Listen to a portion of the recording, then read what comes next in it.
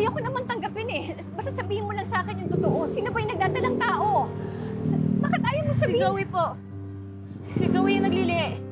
Si Zoe? Oh my God, Obeng. Bakit, ate? Buntis nga si Zoe. Are you kidding me? Buntis ka talaga? Ha? Yes. Wala pang nakakaalam. Kahit si Daddy hindi niya pa alam. Sino lang ang nakakaalam? Ako, ikaw, at si Annalyn lang. Puro problema na lang binibigay sa akin ni Zoe. Zoe made her choice. Huwag mong isipin na you're a bad father. You may not be perfect, Obeng, but you have definitely been a very good father to Zoe. Natanggap na ba ni RJ? Yes, Madam. Let's move on to step 2. Ito. Congrats, Ma'am Zoe. Oh my God! Buntis sa tuktok na Zoe! Alam mo, Obeng, naalala ko nung nangyari sa akin to noon eh. Remember when I got pregnant by Eric? I was so scared. I couldn't tell Dad kasi alam kong magagalit siya. So I didn't have the courage to tell him the truth. And ayoko din kasing masaktan ng papa. Pero kung iisipin ko, nagkulang ba si papa sa akin? Hindi. Nagkamali ba siya ng pagpapalaki sa akin? Hindi rin.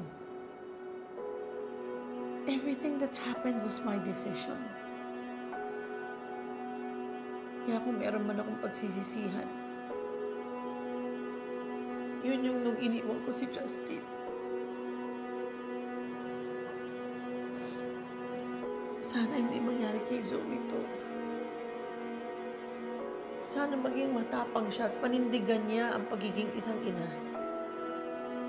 At sana maging mabuting ina siya. Huwag niya akong gayahin na naging masamang ina kay Justin. Alam mo, Meg, hanggang ngayon, pinagsisisihan ko pa rin yun. Pero wala akong magawa.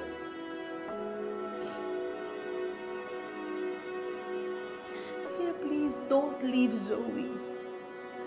Make her feel na kahit na nagkamali siya, that you're there for her. Huwag mong isipin na kasalanan mo. Huwag mong isipin na dapat sisihin mo ang sarili mo. Whatever happened is Zoe's decision. All you have to do is to be there for her. Accept her. Hindi ko na alam kung anong gagawin ko kay Zoe, ate. Talk to her with a conversation that should have happened katulad nung sabi ni Papa noon. An open conversation. A conversation full of understanding and support. Her feel na kahit na nagkamali siya, you're willing to understand her. You're willing to accept her, provided she stops keeping secrets from you. Beng, huwag mo hayaang lumayo ang loob niya sa'yo. Katulad ng nangyari sa amin ni Papa noon. I don't want that to happen to you and Zoe. Kasi tingnan mo nangyari sa amin ni Papa. Tingnan mo nangyari sa relasyon naming mag-ina. Sana hindi ako gayahin ni Zoe. I don't want that to happen to both of you.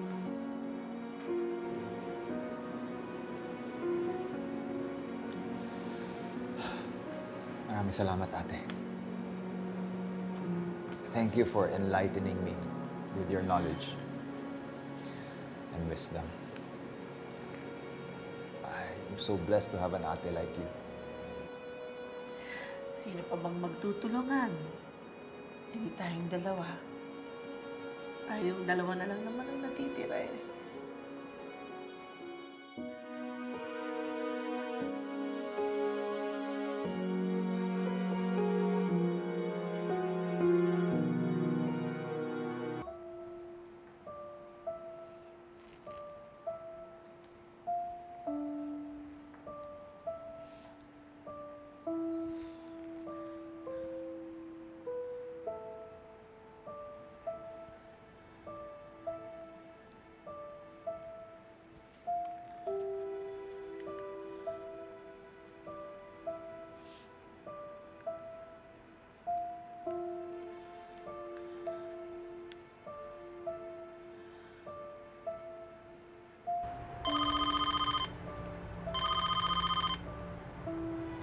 Hello?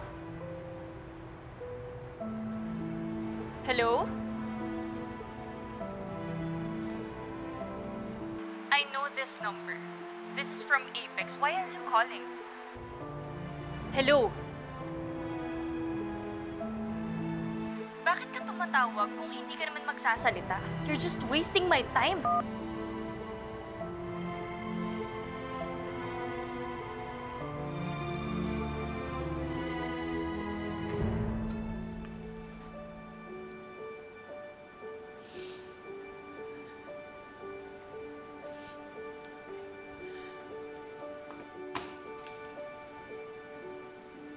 Ma'am Giselle, pasensya na po. Pumasok na po ako.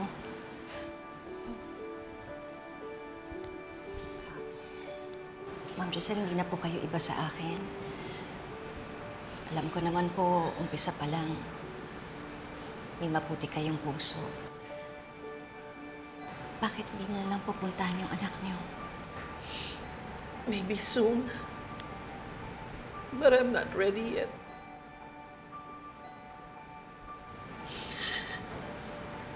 Pasensya ka na abutan mo ko sa ganitong ayos. Ano po?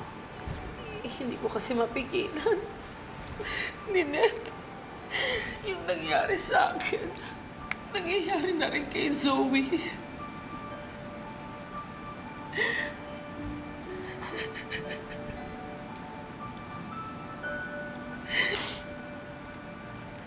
Sorry. Pasensya na nabanggit ko pa sa'yo. Eh, ma'am, okay lang po yun. Nasabi na rin po sa akin ni Annalyn. Ako na po humihingi ng pasensya sa anak ko kasi itinago po niya yung tungkol kay Zoe. Gusto lang po niya protektahan yung kapatid niya. Hindi pa daw handa si Zoe para ipagtapat kay RJ yung totoo.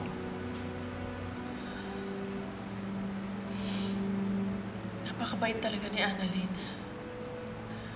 She's always out there to protect her sister. Despite everything na pinagdaanan nilang dalawa. You know, Lynette, I'm so proud of your daughter. Really. Napalaki mo siya ng tama.